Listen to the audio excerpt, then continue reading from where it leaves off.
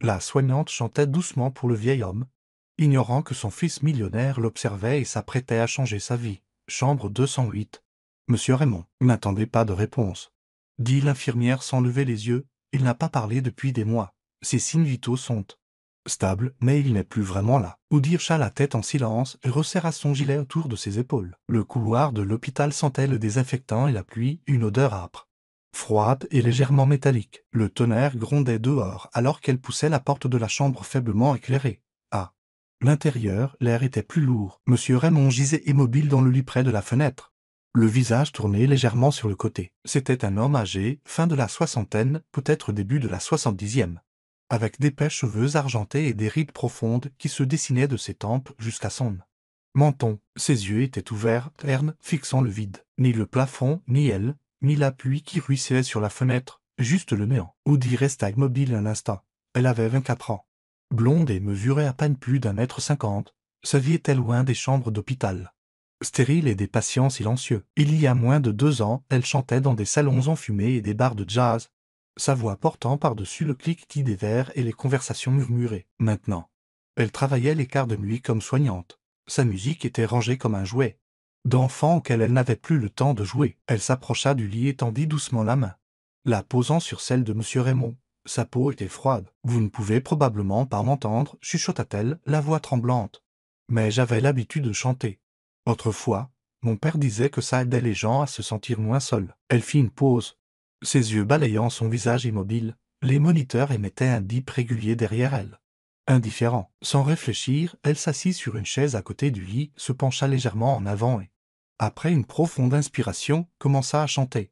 Smile, the rat is aching. Smile, even the breaking. Sa voix était douce, fragile, mais chaleureuse. Les mots flottaient doucement dans le silence, remplissant les recoins de la pièce. Elle continua de chanter, sa voix devenant plus assurée à chaque note, même si des larmes lui piquaient les yeux. Devant la chambre, quelqu'un s'arrêta.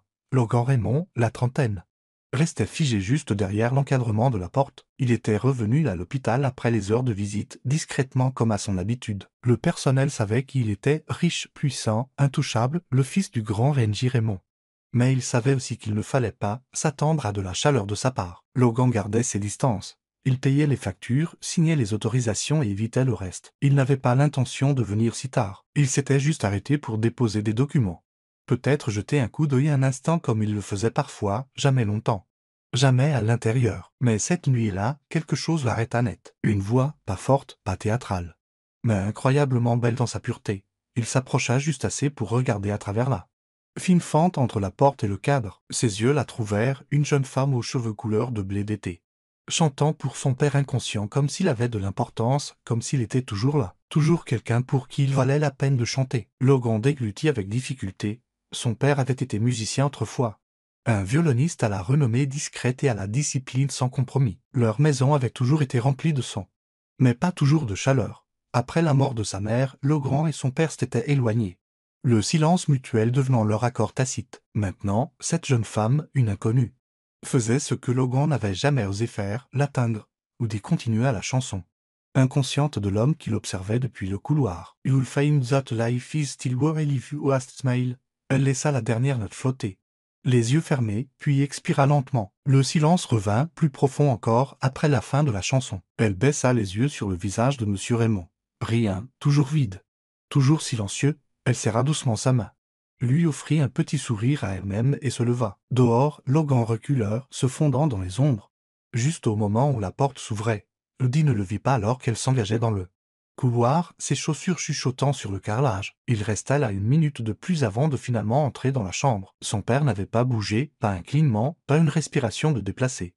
Et pourtant l'air semblait différent, plus chaud, plus léger. Logan s'assit dans la même chaise que Woody venait de quitter et regarda l'homme qu'il avait passé la majeure partie de sa vie à mal comprendre. « Je ne sais pas qui elle est, murmura-t-il.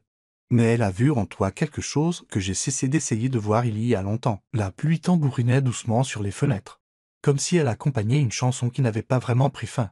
Et pour la première fois depuis des années, Logan resta. Avant les chambres d'hôpital et les quarts de nuit, Woody vivait pour la musique. À 21 ans, sa voix était devenue un son familier dans les salons de jazz nichés dans des coins oubliés de la ville. Elle chantait avec une chaleur qui restait dans l'air longtemps après la dernière note. Une voix qui pouvait faire taire une pièce sans effort. Son endroit régulier était un club faiblement éclairé appelé Velvet Moon, où les habitués arrivaient au juste pour s'asseoir plus près de la scène. Elle le cherchait. Jamais la gloire. Woody voulait juste chanter des chansons qui avaient un sens et pendant un certain temps. C'était suffisant. Puis vint Darren. Il était charmant, plus âgé et connaissait le métier. Du moins c'est ce qu'il disait. Il devint son manager, son petit ami, son tout. Il lui promit des concerts, des enregistrements de démos, un avenir. Elle le crut. Jusqu'à la nuit où il disparut. Elle rentra chez elle dans un appartement vide. Pas de valise, pas de mots. Juste son compte bancaire vidé et sa guitare disparue. Tout ce qu'elle avait économisé. Envolé. Son monde s'effondra en silence. Plus de musique, plus de scène. Juste des questions et un loyer en retard. Elle disparut de la scène comme une mélodie laissée.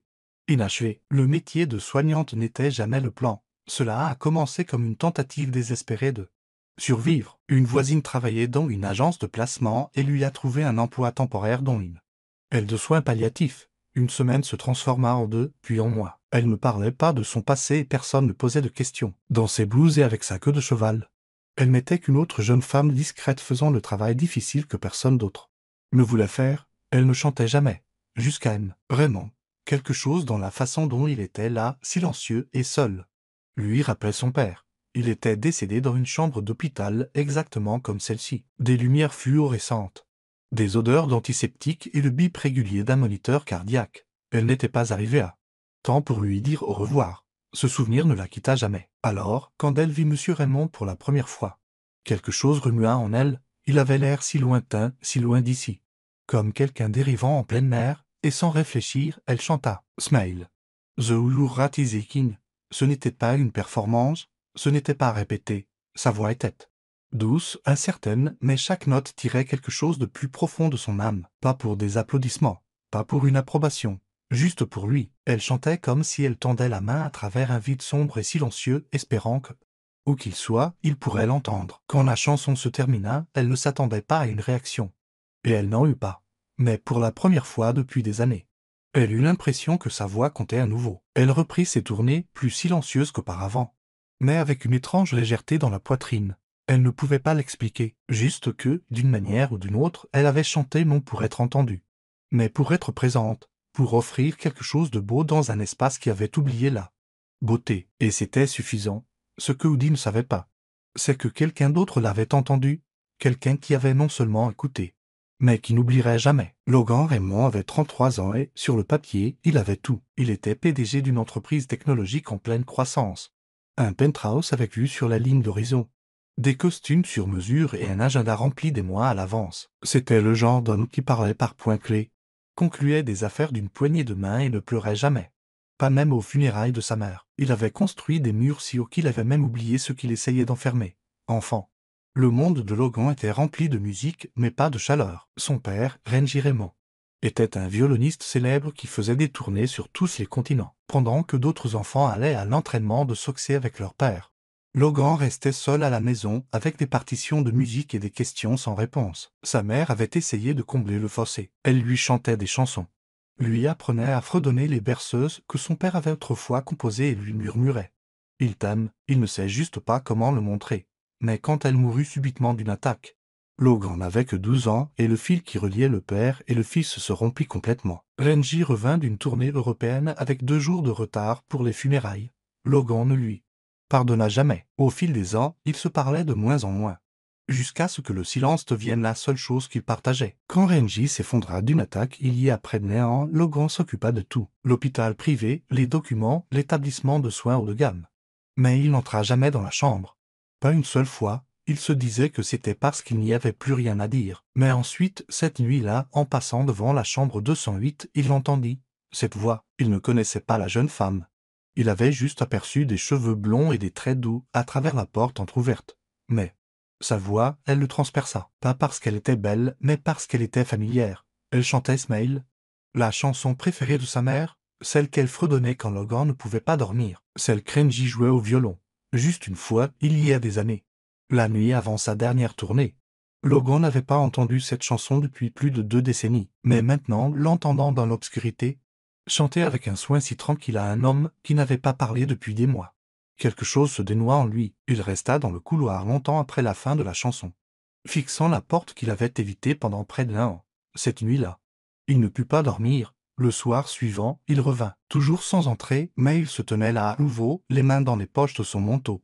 Écoutant la jeune femme, Woody, il l'apprendrait plus tard, chanter doucement, inconsciente de son public, et, pour la première fois depuis 10 ans, Logan s'autorisa à ressentir du chagrin, de la culpabilité et la plus petite étincelle de quelque chose qu'il avait enterré il y a longtemps, l'espoir que peut-être tout ne serait pas perdu entre lui et son père. La nuit suivante, il apporta une chaise du couloir et s'assit devant la porte. Il ne dit pas un mot, il écoutait.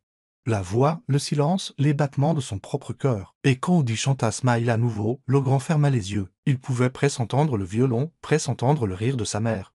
Presque sentir quelque chose se décongeler à l'intérieur de l'espace gelé qu'il appelait 0 millions 100 000 100. Son cœur. Et, pour la première fois de sa vie d'adulte, Logan resta. Pendant la semaine suivante, Logan revint à l'établissement de soins tous les soirs. Juste avant 21h, il n'entra jamais dans la chambre 208. Au lieu de cela, il se tenait à quelques pas de la porte, appuyé contre le mur, les bras croisés. Les yeux fermés, écoutant. Chaque nuit, Woody chantait quelque chose de différent. De vieux standards de jazz, de vieilles ballades. Parfois juste en fredonnant une berceuse qu'il ne pouvait pas nommer, mais dont il se souvenait d'une manière ou d'une autre. Sa voix n'était jamais forte, jamais polie comme une performance. Elle était brute, chaleureuse et silencieusement mélancolique. Elle lui rappelait la pluie qui tambourinait sur les fenêtres, le crépitement d'un feu de cheminée. La maison, pas le manoir dans lequel il avait grandi, mais la maison qu'il aurait souhaité exister. Elle ne le voyait jamais, du moins c'est ce qu'il pensait. Un soir, Logan arriva plus tard que d'habitude. Il entra dans le couloir, juste au moment où Woody posait une couverture sur Anne. Raymond et chuchotait bonne nuit. Quand elle se retourna, elle s'arrêta brusquement. Ils se figèrent tous les deux. Il était en plein milieu d'un pas. Pris sur le fait, elle cligna des yeux, surprise. « Je suis désolé », dit Woody rapidement. La voix embarrassée. « Je ne voulais pas. Je chantais trop fort ». Logan secoua la tête. « Non. Ce n'était pas le cas. » Elle replaça une mèche de cheveux rebelles derrière son oreille, visiblement nerveuse. « C'est après les heures de visite. Je ne chante généralement pas si tard. » Il la regarda longuement, puis parla doucement. « N'arrête pas. » Elle inclina la tête. Confuse. « N'arrête pas de chanter, dit-il. Ta voix, elle le ramène. » Les yeux de Woody s'adoucirent, sa nervosité s'apaisant un peu. « Je ne suis pas sûr qu'il m'entende. »« Il t'entend, » répondit Logan. « Je pense qu'il en entend peut-être plus que nous ne le pensons. » Il y eut une pause. « Je vous ai vu ici, » ajouta-t-elle avec prudence, « la plupart des soirs. » Juste devant la porte. Logan eut un demi-sourire. « Oui, c'est moi. » Le type qui rôde et ne dit jamais rien. Elle rit sous son souffle. « Je m'appelle Logan, au fait. »« Je sais, » dit-elle. Et elle eut aussitôt l'air désolé. « Je veux dire, il parle. » « Les infirmières, bien sûr qu'elles le font, » dit-il, amusé. « Et vous êtes Woody ?» Il hocha la tête. « Enchanté de vous rencontrer officiellement. » Ils restèrent là dans le couloir un moment de plus que ce à quoi il s'attendait. Le bourdonnement des machines au bout du couloir remplissait le silence. « Vous chantiez professionnellement, n'est-ce pas ?» demanda soudain Logan. Woody cligna des yeux. Surprise. « Comment l'avez-vous deviné votre voix ?» dit-il simplement. Elle hésita. Oui, il y a quelques années, dans des bars, des clubs, sur de petites scènes. Pourquoi avez-vous arrêté? Elle baissa les yeux. La vie, la trahison, les factures, l'habituel. Il ne la pressa pas. Au lieu de cela, il jeta un coup d'œil vers la porte de son père. Il jouait du violon, dit Logan. Professionnellement, il voyageait beaucoup. Je ne comprenais pas quand j'étais enfant. Je pensais qu'il se souciait plus de la musique que de moi. Woody ne dit rien, le laissant parler. Après la mort de ma mère, continua-t-il, nous ne nous sommes plus beaucoup parlé. J'ai bâti une vie sans lui. C'était plus facile comme ça. Elle hocha lentement la tête. Mais vous êtes ici maintenant? Je ne l'étais pas. Pas jusqu'à ce que vous chantiez. Woody eut le souffle coupé. Il y avait quelque chose de désarmant dans son honnêteté, douce, sans ni artifice. Je veux essayer quelque chose, dit Logan. Quelque chose de fou. Woody haussa un sourcil. Je vous écoute. Je veux que vous m'appreniez une chanson. Une vieille, une de celles que vous chantez pour lui. Je veux chanter pour mon père. Juste une fois, elle le regarda, stupéfaite. « Vous voulez que je vous apprenne à chanter? Pourquoi pas ?» demanda-t-il avec un sourire. « Vous avez déjà réveillé quelque chose en lui. Peut-être que s'il l'entend de ma part, peut-être qu'il se souviendra. » Woody le regarda longuement, puis sourit lentement. « D'accord, mais je vous préviens. Je suis exigeante. Je pense que je peux gérer ça. » Ils restèrent là, souriant comme deux personnes qui s'étaient inconsciemment tournées autour pendant bien trop longtemps, se rencontrant enfin au milieu. Cette nuit-là, ils s'assirent dans la petite salle du personnel. Woody fredonnant les premières mesures de Smile. décomposant les paroles. Logan suivit maladroitement, d'abord faux, puis mieux, à chaque note. Quelque chose de tacite commença à se réparer, et pour la première fois depuis des années. Logan Raymond n'avait pas l'impression de simplement rendre visite à son père, il avait l'impression de revenir vers lui, une note à la fois. Woody ne s'était pas attendu à ce que les leçons de chant deviennent un rituel. Pourtant, chaque mardi et jeudi soir, après la fin de son quart, Logan se présentait. Parfois un peu plus tôt, toujours un peu nerveux, et il se retrouvait dans la salle commune de l'établissement de soins, où les murs étaient tapissés de livres poussiéreux et où le piano dans un coin n'avait pas été accordé depuis des années. Il s'asseyait côte à côte sur le canapé usé, elle fredonnant quelques mesures, lui les répétant. Souvent faux, parfois désespérément hors du rythme. Mais il essayait. Mon Dieu, il essayait. Et Woody, à sa propre surprise, aimait chaque minute de cela. Leur première chanson fut Smile, puis vers Moulrivé. What 0 100 millions 0 100 000 0 100 OLD inforgettable. 0 1000 0 100 bafouillait les paroles.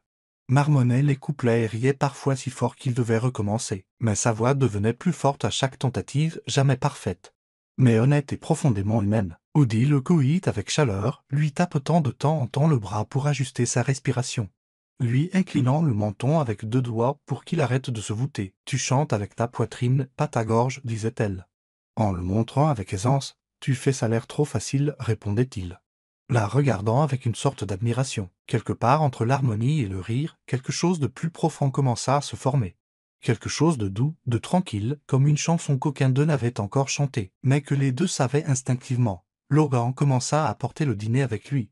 Fait maison, une soupe au poulet un soir, des lasagnes le lendemain et une fois une tentative de son plat préféré, le risotto au potiron. « Comment saviez-vous que j'aimais ça ?» demanda-t-elle, les yeux écarquillés. « Vous l'avez mentionné une fois au distributeur automatique. » Il y a 3 semaines, elle cligna des yeux. « Vous vous en souvenez ?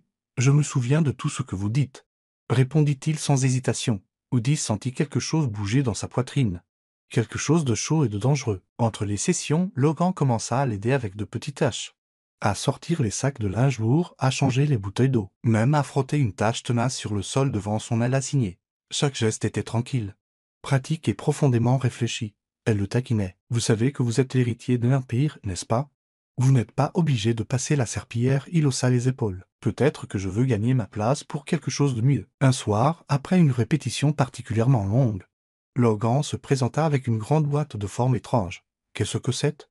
demanda-t-elle, haussant un sourcil. Il la posa doucement et retira le couvercle. À l'intérieur, niché dans du velours, se trouvait un microphone vintage restauré, argenté, brillant, avec une large grille et un pied incurvé. Woody eut le souffle coupé. « Je vous ai vu vous arrêter devant un comme celui-ci une fois, » dit-il, quand nous sommes passés devant ce magasin d'antiquités en centre-ville. « Vous avez touché la vitre ?»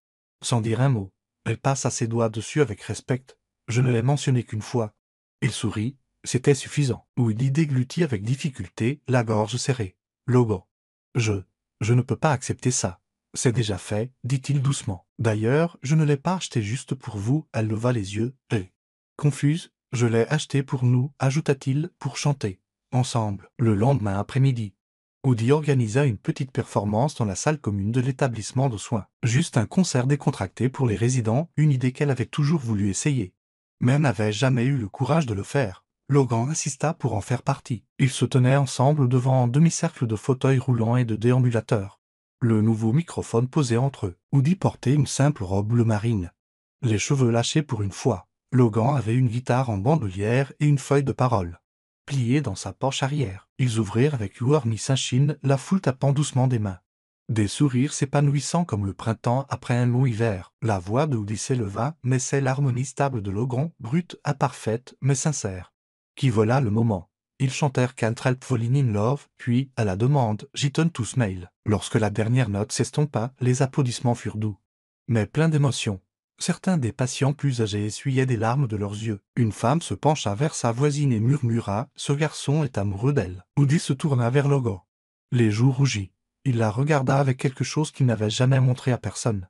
Pas même à son père. « Vous savez, dit-il, sa voix assez basse pour qu'elle seule l'entende, votre voix n'a pas seulement atteint mon père. » Elle croisa son regard, le souffle coupé. « Elle m'a atteint aussi, » continua-t-il. « Elle est en train de guérir quelque chose dont je ne savais pas qu'il était cassé. » Elle ne parla pas, elle n'en avait pas besoin. Elle tendit simplement la main vers la sienne et dans ce moment tranquille et sacré, sous la douce lueur des lumières fluorescentes.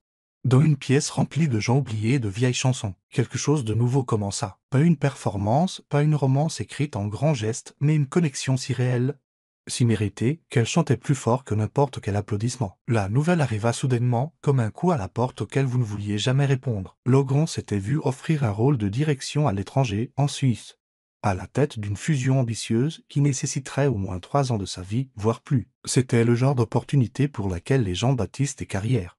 Le genre d'offre que personne dans son monde ne refuserait jamais. Mais Eddie ne faisait pas partie de ce monde. Quand il le lui dit, elle sourit doucement, essayant d'avoir l'air fière. C'est incroyable, Logan. Tu le mérites. Il étudia son visage à la recherche de quelque chose, de la déception, de la tristesse. Même de la colère, mais elle ne lui donna rien, seulement de la grâce. Je n'ai pas encore dit oui, offrit-il. Elle baissa les yeux, pliant une serviette en papier dans ses mains au petit café où ils se rencontraient toujours après son quart de travail. Tu devrais, dit-elle. C'est ton rêve. Il hésita. Et nous? Woody eut un sourire doux et doux amer. Nous étions toujours du temps emprunté, n'est-ce pas? Il voulait argumenter, voulait dire non, s'il était plus qu'un bref instant. Mais sa voix était si calme, si certaine, qu'elle le réduisit au silence. Le lendemain, Logan fit ses valises. Il laissa la plupart de ses affaires en garde-meuble, ne prit que l'essentiel et prit un dernier rendez-vous pour lui-même. Une dernière visite à l'établissement de soins avant son vol. Il était tard le soir quand il arriva. Les couloirs étaient calmes, faiblement éclairés. Les infirmières se déplaçant doucement entre les chambres. Il ne demanda pas après Woody. Il ne voulait pas qu'elle le voie comme ça, déchiré, souffrant. Incertain de tout sauf du son de sa voix qui résonnait dans son esprit. Il entra dans la chambre. 208. Son père gisait comme toujours, immobile, les yeux fermés. Les moniteurs émettaient un bip régulier à côté de lui. Leur rythme le seul son dans la pièce. Logan tira une chaise plus près et s'assit. Il fouilla dans son manteau et en sortit une feuille de parole pliée. Celle sur laquelle Woody avait griffonné des notes pendant leur leçon. Celle dont elle avait dit un jour, tu la rendras parfaite un jour, pas avec ta justesse, mais avec ton cœur. Il prit une profonde inspiration et commença. Smile. The Ulur Rat is aching. Sa voix se brisa à la deuxième ligne, mais il continua. Smile.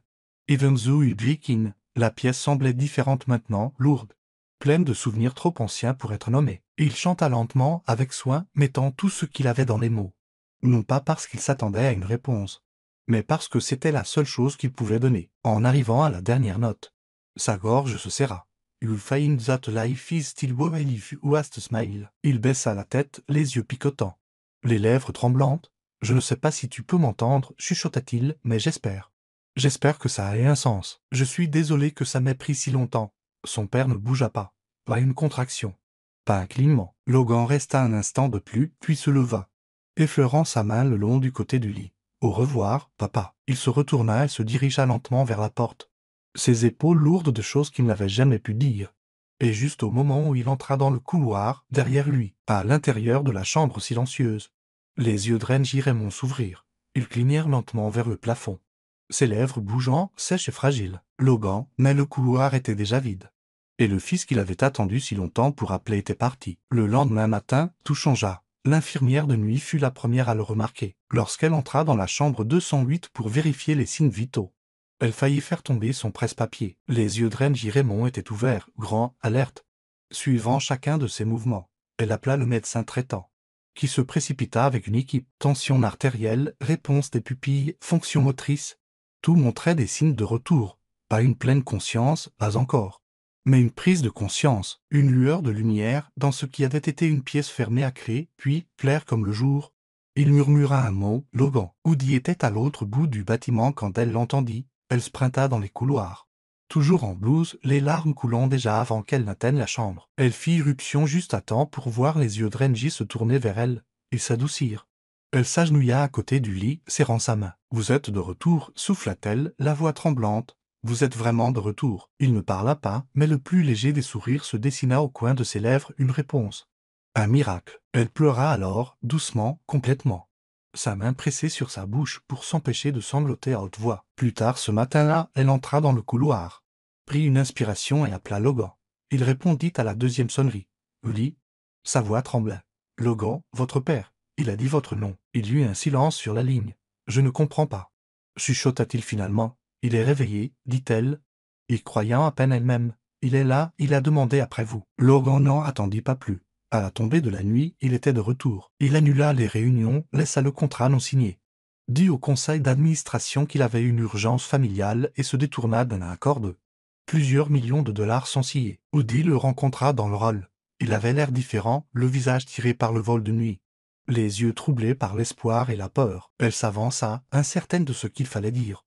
Mais il la serra dans ses bras avant qu'elle ne puisse parler, la tenant comme quelqu'un qui s'accrochait à la seule vérité qui comptait. « Où est-il » demanda-t-il. Elle le mena à la chambre 208. Renji était assis légèrement droit, calé par des oreillers. Sa tête se tourna lentement quand Logan entra. Leurs yeux se rencontrèrent. Logan se figea. Ni l'un ni l'autre ne parla pendant un instant. Il n'y eut pas de discours répété.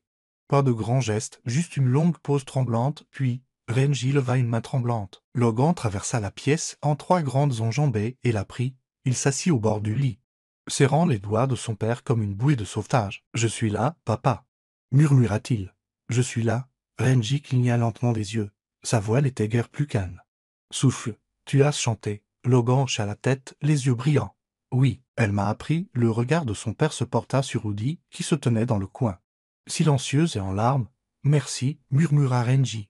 Woody sourit à travers ses larmes. Plus tard, après que les médecins eurent quitté la pièce, Logan trouva Woody assise dans le jardin de la cour derrière le bâtiment, ses mains posées sur ses genoux. Il s'assit à côté d'elle, tendit la main pour ses doigts et les tint fermement. « Tu ne l'as pas seulement ramené, » dit-il doucement. « Tu m'as ramené aussi. » Elle se tourna vers lui, les yeux brillants dans la faible lumière du jardin. « Tu as ramené mon père à la maison et tu as ramené mon cœur avec lui. » Woody posa sa tête sur son épaule et dans le silence de ce moment, entouré de fleurs épanouies et du doux bourdonnement de la vie qui recommençait, ils restèrent simplement assis. 2 cœurs, autrefois dispersés, maintenant réunis. 1 an plus tard, la musique revint dans les couloirs de l'établissement de soins.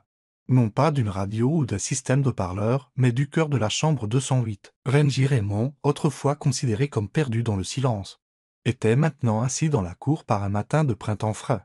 Un violon doucement équilibré sous son menton. Ses doigts tremblaient, non par peur ou faiblesse, mais par l'émotion accablante de tenir à nouveau son instrument. Woody était assise à côté de lui, un pupitre de musique devant elle, les partitions flottant dans la brise. Logan se tenait à proximité, accordant une vieille guitare acoustique avec une concentration tranquille. La dernière année avait changé les 3. La guérison de Renji avait été lente mais régulière. La thérapie physique, la pratique quotidienne et le miracle tranquille de la connexion humaine l'avaient ramené. Assez pour jouer à nouveau, assez pour sourire, assez pour dire je t'aime au fils qu'il avait autrefois repoussé. Logan s'était retiré de son rôle à l'étranger, choisissant plutôt de travailler à distance, de donner des conseils sur des projets qui lui permettaient de rester proche. Il portait toujours des costumes, répondait toujours aux appels.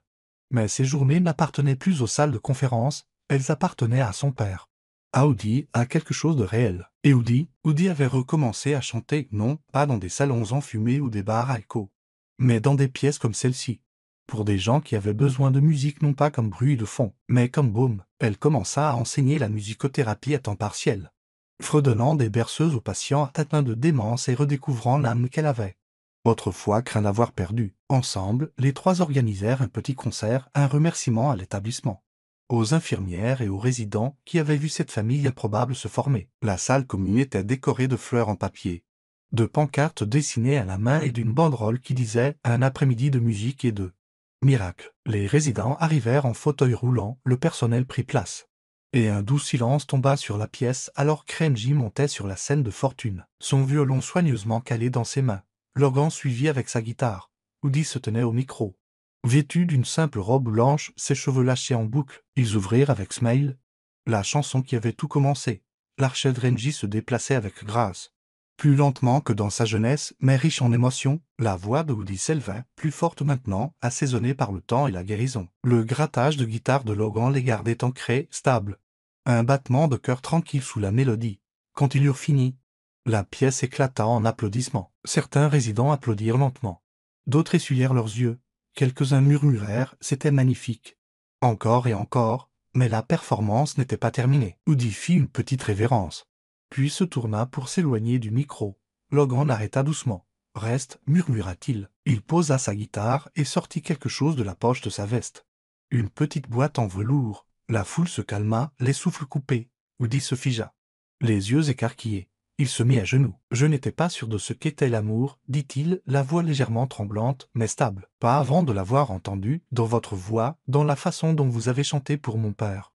Dans la façon dont vous l'avez ramené à la vie. Il ouvrit la boîte. À l'intérieur se trouvait une simple bague en or, sertie d'un seul saphir. Vous ne portez pas d'armure, continua-t-il. Vous portez de la lumière, et d'une manière ou d'une autre. Vous avez éclairé les coins les plus sombres de ma vie. Des larmes coulèrent sur les joues d'eux. Dit alors qu'elle portait sa main à sa bouche. Je n'ai pas besoin d'une scène, ni d'un projecteur, ni d'un plan parfait. J'ai juste besoin de toi. Il leva les yeux, remplis de quelque chose de sacré. Veux-tu m'épouser? La pièce éclata en doux soupirs et en applaudissements tranquilles. Woody rit à travers ses larmes, hochant la tête. Oui, bien sûr, oui. Logan glissa la bague sur son doigt, se leva et la serra dans une douce étreinte. De sa chaise à proximité, Renji se souleva. Non sans difficulté, mais avec détermination. Une infirmière se leva pour l'aider, mais il la repoussa d'un geste de la main. Pas à pas. Il traversa la pièce jusqu'à eux. Il tendit la main, prit celle de Woody dans l'une des siennes, celle de Logan dans l'autre, puis, doucement, il se mit à pleurer. Les applaudissements qui suivirent furent tonitruants, non pas à cause de la performance, ni même de la demande en mariage, mais parce que chacun dans cette pièce comprenait ce qui venait de se passer. Guérison, amour, foyer. Logan se tourna à nouveau vers le micro. S'éclaircit la gorge et dit « Si vous voulez bien me supporter une minute de plus. » La pièce redevint silencieuse. Elle ne savait pas, commença-t-il, que lorsqu'elle a chanté pour mon père. Elle ne chantait pas seulement pour lui. Elle écrivait une nouvelle chanson, une pour moi. Une dont je ne savais même pas que j'avais besoin. Il jeta un coup d'œil à Audie.